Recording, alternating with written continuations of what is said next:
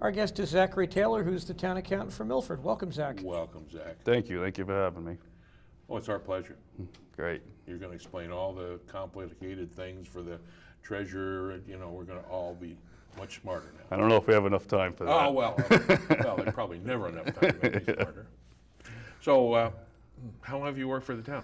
I'll be coming up on my 5th year, and I started off as the assistant town accountant, and I was there for around 6 months before it quickly accelerated when my predecessor went out on illness, and I jumped into the interim position. And I think at that time I kind of proved myself, and I was quickly appointed. So I'm running into my 5th year as of August 2nd, and haven't looked back yet. Time flies. Time does fly. When you're having fun. When you're having fun, There yeah. you Okay. Yep. You've just ended fiscal year 14 on June 30th. Fiscal year 15 began. Any big surprises in the last fiscal year? Not too much. As you know, fiscal 14 was a pretty wild year. We had the casino we dealt with. We had a crazy analysis of the Woodland School, the affordability, which, as we know, it was affordable. We also took on a project of the Milford Youth Center. So we got a lot on our books right now, a lot to look forward to in FY15. As far as the actual budgets and revenue, we was pleasantly surprised when we budgeted for around $86 million and ended up with closer to 87.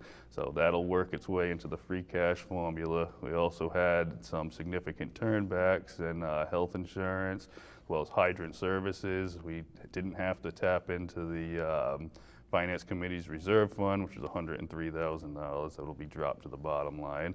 So all that drops to what we call politely in quotes, free cash. Correct. It drops to undesignated fund balance, and it's quite the complicated formula to derive it free cash, but yes, the basis is free cash. For the benefit of taxpayers is not really free, but it's basically money that was...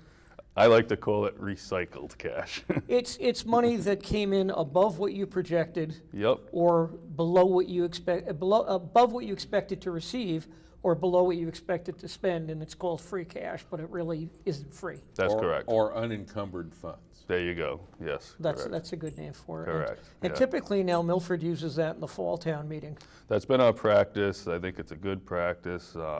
At the annual town meeting, we're really working off of prior year free cash if it has to be used in that current fiscal year. And then that's kind of our first shot at raise and appropriate, right, which the levy makes up close to 2/3 of our revenue inflow. So when we get to the October town meeting, that's when Milford has the practice of looking at any additional capital needs. And that's when we also take a look at what we have for free cash. And this process takes a while. I gotta tie out my bank accounts, all my receivables. I gotta do a combined financial statement for every single fund. So one thing that I'd like to mention is a lot of people, when they think, all right, we're doing fund accounting here, you kind of focus on the general fund and the school and the operating budget, which is around 87 million, but it's so much more than that. We have close to 400 funds. So until I have all 400 funds filtered down into a zero variance, free cash means nothing. So once that comes to zero, I submit it to the Department of Revenue. And they have to certify it. They certify it. Then we're able to decide how we want to use it. Okay, now you mentioned to Selectmen recently you hope to use some of that to lower the borrowing for the Milford Youth Center, which you were going to borrow, the town was going to borrow $4 million? That's correct. At the time when we had our financial team meeting, we decided that, seeing that usually these items should come up in October, as I just described was our typical practice, that it was a better safe than sorry situation where we should authorize bonding of $4 million, and then there was a understanding that when we come to October and funds are available, we will reassess that situation. Right. All indications say we're going to have decent funds. where it would be my recommendation that we go back to our original plan, rescind $2 million, maybe take $2 million in free cash or raise and appropriate, depends on how we want to handle it, but it certainly seems like a possibility, and in the long run, that would certainly free up some debt limit as well as save the town some money. Right, because just like with a homeowner, borrowing costs money. Exactly, yep. So to use the quote from Brian Murray, I believe last night, why use the credit card when you don't have to? Right. That is a very good one. What do you see as the challenges coming up this fiscal year? Anything major? Yeah, I think a couple challenges. One, just like I said, we're really going to be jumping into the Woodland project. So from an accounting standpoint, that's a lot of reconciliation. It's a lot of money coming through.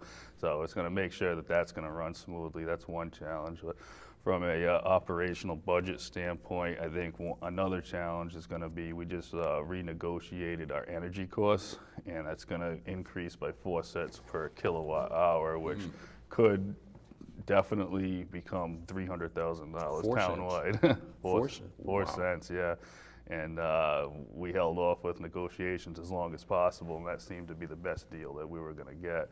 So that's one area that I think might be challenging per department. But again, we're in pretty good shape. We got some great department heads working for us. Right. So I'm sure that we're up for the challenge, and we'll take it day by day. And you got another glowing audit report for fiscal 13. Yes.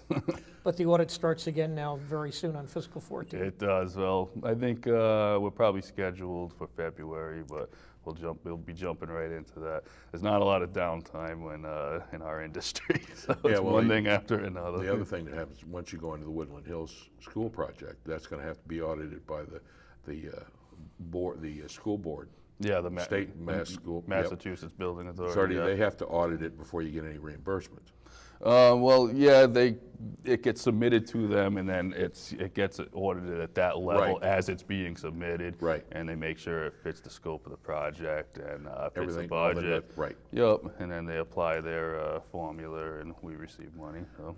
You're going to receive that as the project goes through, or is it going to happen? Yep, no, it's going to be as you go basis. Good. Yeah. Because they used to be. Which yes, I used see to be, where you're going. You spent the money, and then they reimbursed you after it was all done. So for a cash flow standpoint, it was a nightmare. Yes, it was, and this is much more convenient. Well, this works out well. It works out well. So, but basically still, someone is spending that money, I assume the town, and then you get reimbursed. Yes, correct. So the town still has to put up, let's say it's the first, 3 million, you submit the invoices. Well, yeah, it used to be. Then while you're submitting the next group of expenses, that money's back in process. It used to be nothing happened until after the project was completed. So you had to borrow all the money, spend it, and then you submitted all that stuff for audit, and then they would start reimbursing you. And it was like 2 or 3 years after the project was over before you ever saw the first penny. Correct. So they've changed that. They have. So the town would have been on the hook for the full amount, the entire amount. But now it's not the case. That's not the case.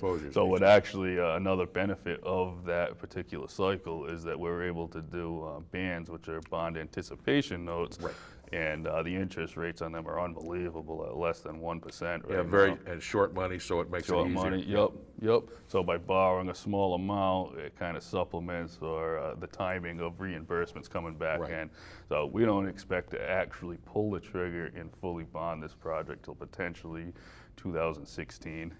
Really? Yeah, and if that's the case, we won't actually realize principal and interest payments until 2017. Right. Yeah. So you buy yourself some time. That's great. It is. Yes. Absolutely. Finally, the state did something, made it easier. Right. But fortunately, as most people know, the town also built up the piggy bank, the stabilization fund, over the years till its present. Was it 14? We got 2 stabilization funds with a combined balance of just under $14 million. Right, but it was built up over the last 10 years knowing that school was coming, and it will get drawn down somewhat. It will, yeah. One thing I always praise Milford is its aggressive approach to stabilization. So I look at data on Department of Revenue all the time of other communities, and there's not many out there that have reserves. What percentage do you have carrying in your stabilization? Compared to our operational Yeah. budget, I think it's around 14, 15%, which is a significant figure. That is, Yeah. generally speaking, up to 5%. Yeah. 5% is typical what they recommend. So you guys are 3 times what the recommendation. Exactly. And it helps on the bond rating. Right. Oh, absolutely. And keep this in mind as well. So again, I just mentioned we might not actually see payments for this school until fiscal 2017. So coming up right now in October, one article is certainly going to be an additional $1 million contribution. So that takes us from 14 to 15. And I would expect next year the same. So our starting point could be very significant, which will help out in the long run. And we remain in very good position. But I think we did take on a lot of debt. We have to remain financially responsible as well. So do you favor the capital moratorium that the Finance Committee is asking for? I think it's the concept is a very good idea. However, I don't think that this means that we turn away people or discourage requests from coming forward. I certainly think we need to look at them and place them into our strategic plan and see where it fits. But there's also things like Scott Crisafulli got about $1,100,000 or $200,000 for the 2 culverts in Godfrey Brook, where the town has to match 25%. You don't want to turn away 75% free money. Absolutely. No, it's not free money. It came from the taxpayers, went to Boston, then comes back, so it's not free. It's Well, I always say in this case, it's federal dollars. It's borrowed from China. That's good. I like that. I like exactly. But no, I think the figure actually is $4 million. Wow. That we have coming forward, and I believe, and you can correct me, because I think you stayed after I left at the selectmen meeting, I believe it's requiring no town share match at this point. No match at all. So that's unbelievable. So that was on our strategic plan. That was on our potential bondable issues, and now I could safely say that's coming off. So. And Zach, believe it or not, we're out of time, so thank you for yours. All right, thank you. Thanks a lot. Thanks a lot, appreciate it. Thank you. Good to see you. Amen. Our other guest today is Marc Schaen, who's the chairman of the Milford Finance Committee. Welcome, Marc. Thank you. Welcome. Nice to meet you guys. Well, how long have you been on the FinCom? How old am I?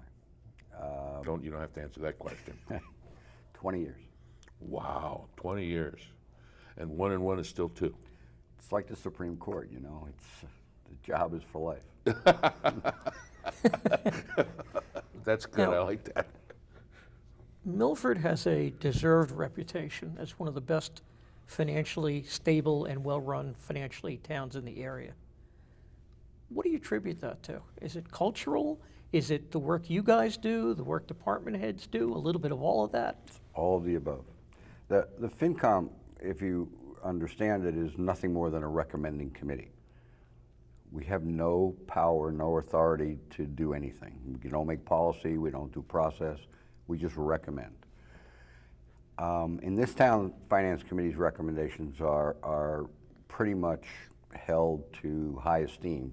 So when we say or ask the department heads to raise budgets, like we just did this fiscal year, 15, 0% increase on expenses, salary increases only. They listen. Years past, we've cut budgets. We've level funded budgets. People listen. And we have a conservative committee. We have 15 members on the committee, which is a handful and a half. And they're almost all of them are business people. And so we try to run the town like a business. But let's be fair, just for the people at home who don't know, those 15 people all have assignments where they become almost experts on a given department. And I know they rotate every so often. Right, we have subcommittees. But I know the subcommittees that come in and visit with departments where I've been there, they know that department fairly well. Absolutely, and that's the objective. We try and keep the subcommittees pretty much consistent year to year. We'll switch out a member or two just for educational purposes so everybody learns everything else. But they control what goes on within that department. Anything the department wants to do by budget, whatever, goes through the subcommittee and then presented to the FinCom for quote-unquote approval. So you have to get past the subcommittee and then past the full finance committee. Yeah, and then obviously town meeting when you go on for a budget or an article. Now, the dilemma is that most people don't understand statutorily what the responsibilities of FinCom are. A lot of people don't understand that. And in smaller towns, a lot of people on the FinComs don't understand their statutory responsibility. Right. And when I was a selectman, I used to have to explain that to members of the FinCon on a regular basis.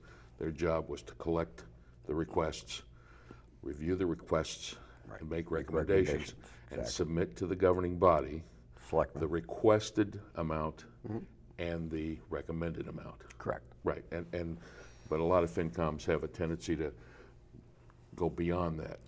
Now, it sounds like you guys sit down with the department heads All the time. and say, okay, this is what we think you should do, and have a reasonable negotiation, understanding that the department head needs to be responsible for that budget. Exactly.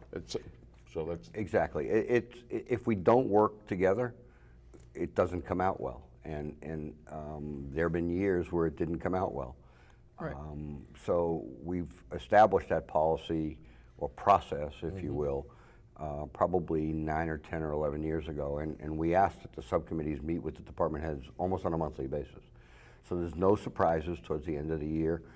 We know what's going on town meeting floor for articles. We know what the warrant's going to be. And so, because most people say, well, you guys are just a rubber stamp committee. The answer is we're not a rubber stamp committee. We vet everything significantly way before it gets to town meeting. So by the time it gets to town meeting, we already know, everybody on the committee knows, and the selectmen know what we're going to approve. And everything that's there is approvable for us. right, and usually that's in the town report. But So, I have seen you guys give unfavorable on things. We will. I mean, if it warrants it, we will do that. Yeah, I mean, most of those tend not to be unfavorable. They tend more to not make the warrant. Well, or we ask them And- to pass over. Right, and they get retooled Right. in the interim between town meetings. well, So plus you have a good system. I mean, you have the May annual town meeting is usually the operational budget, the routine things by law you have to do every year, Right. or things you do every year, and critical spending that has to get approved then. And then in the fall, you have capital. Right. That's, sorry, go ahead. that's really very good. It's the good news is that you understand the statutes, and that also you're involved with that department on a regular basis. So none of those things are surprises to you. Correct. And that's the way it's supposed to work. Right. And the other thing is that the FinCom really is one of the checks and balances that Massachusetts has in its laws to keep the elected guys over here, and then an independent committee to look at it and say, okay, well, maybe that's not what you want to do, or maybe that's the right thing to do. Right. Yeah. And we sit down before annual town meeting or fall town meeting with Zach and the treasurer, town administrator, and our financial advisor, and go over all the articles, come up with source of funding, and we try and work the source of funding to the benefit of the town. When there's significant free cash, we try to use the free cash and not the levy. We try and keep levy capacity, which goes back to the taxpayer at the end of during tax season. We put $1 million to the tax levy for the residents. So we put $1 million for capital. We try and significantly guess what we're going to do going forward. We have a subcommittee that does capital, long-term capital. Yeah, capital budget committee, which is a subcommittee Of the FinCom. and every town statutorily is required to have one of those. Right. things. So for instance, one of the things on the horizon is a new fire department ladder truck. So fairly well when 3 in years ago. advance, a couple of years earlier on, hey, 5 years from now, Right. we're looking at $1 million plus purchase. Correct, and we've planned for that. Now, you meet every year, you get the statutory requirements squared away, the requirements of the capital budget committee going forward, and you review that every year looking out 5 years? We actually have a FinCom subcommittee that deals with capital as well. We listen to the CIC, we get recommendations for them, but we have our own meetings with the department heads where we look at the same 5-year plan, but instead of doing it individually and the department head making a pitch to us, we start each year with all the department heads in the same room. And we say, look at guys, this is how much money we have. You all want something. We don't have enough money for that. How are we going, instead of prioritizing it, we let amongst themselves prioritize the stuff. So they know that they're not going to get their whatever this year, their truck this year, but it's going to be next year and it's going to be higher and it will go next year unless But something they comes also up. then understand the context of, I don't want to say use the word competing, but they understand the context of all the needs, not just their own. I think when Right. you're in business or a town, you know, the department tends to fight for its needs, where it looks from the way you're saying it, everybody understands, well, my needs fit in this context. Exactly. And, you know, his need's actually greater than mine this year. Right. It's a process we started about 4 years ago because of the fact that we were surprised by some of the articles that we got. And it was like, where did this come from? You know, it wasn't, nobody told us about this. And that doesn't eliminate the happen. surprises. Still Yeah, eliminates. it eliminates. In the case of personnel board, you have a personnel board, Town has a personnel board. and they recommend salary increases or whatever. Correct. And then that integrates into the FinCom. You look at that, and then you send out a note to all the department heads and said, this is the targeted increases. Is that what? It sometimes works that way, sometimes works backwards. Oh, okay. What we try to do in the December timeframe is come up with a scenario for the next fiscal year on increases. Based on last year, based on revenues that we've achieved so far, and based on what we expect House 1 to be. Okay. All right, so we come out with a letter saying, okay, we think that as we did for fiscal 15, the revenues aren't going to be, the state revenues aren't going to be as good as they were before. And again, remember, we're conservative, so we err on the side of conservatism. So we'll do 0 increase on expenses. And remember, 85% of the budget's salary, it's not expenses. Yes, right. All right, and we'll handle salary increases, contractual salary increases, which is significant. When we see House 1, we'll modify that if necessary. And then they don't sign the budget until June. Right. All right, House sometimes One, just for July. House 1, just for those who don't know, is the budget submitted by the the governor. State House of Representatives. No, the governor. The governor's budget Governor's budget. to Right, the to House. the House. And then the House gets to review it. And then the it Senate goes gets to review it, and then it goes to conference committee. And they're supposed to have a budget Right. before the end of the fiscal year. But they never do. Never happens. Never happens. One year we had a town meeting on June 30th because we didn't know how bad it was going to be. Oh, yeah. And but we've settled on the May timeframe. We can make any adjustments between May and the end of June. So you have the flexibility. And the other good news is because you have free cash and you have some room, you have some wiggle room. So if the House budget doesn't come in the way you still have some room to move. Right. And that's what makes Milford such a good place financially, because most communities around locally don't have that flexibility. And that flexibility is becoming less and less, actually. We submitted fiscal budget to town meeting for 15, and based on the information that we had and based on budgets submitted and approved, based on revenues estimated, and growth, new growth, and 2.5, we ended up with about a $200,000 favorable bottom line, which is way below what we normally do. What you normally do. Yeah. Okay, and that's, again, putting $1 million to the capital equipment, putting $1 million to the tax rate, putting $500,000 to stabilization. Yeah, Now, let's talk about stabilization for a minute, because you know, Milford did something extraordinary compared to area towns, is you approved a $60 million new school with existing revenue, no debt exclusion, Correct. which you've never had a debt exclusion or override in Milford, correct? Yeah, I don't think the FinCom chairman would be alive if he Okay. approached a So- 2.5 override. Yeah. You built up the stabilization, which is the town savings account. You built that up over the last 10 years, knowing that school was coming. Correct.